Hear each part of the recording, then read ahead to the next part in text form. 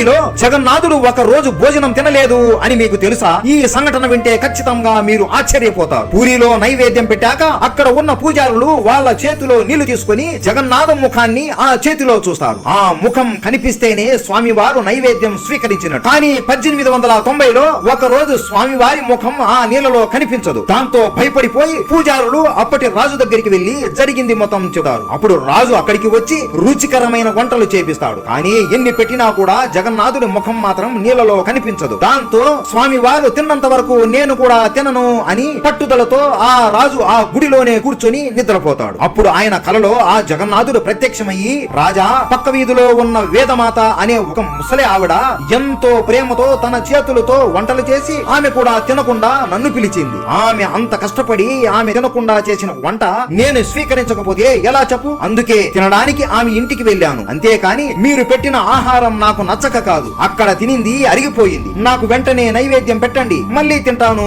అని అడుగుతాడు. వెంటనే రాజు మేలుకొని ఆ పూజారుల దగ్గర నైవేద్యం మళ్ళీ పెట్టిస్తాడు. అప్పుడు స్వామివారు వెంటనే ఆ నైవేద్యం స్వీకరిస్తాడు. అలాగే జగన్నాథుడి ముఖం ఆ నీళ్లలో కనిపిస్తుంది. జగన్నాథుడు అంటే మీకు ఇష్టం ఉంటే జై జగన్నాథ అని కామెంట్ చేయండి. జై జగన్నాథ.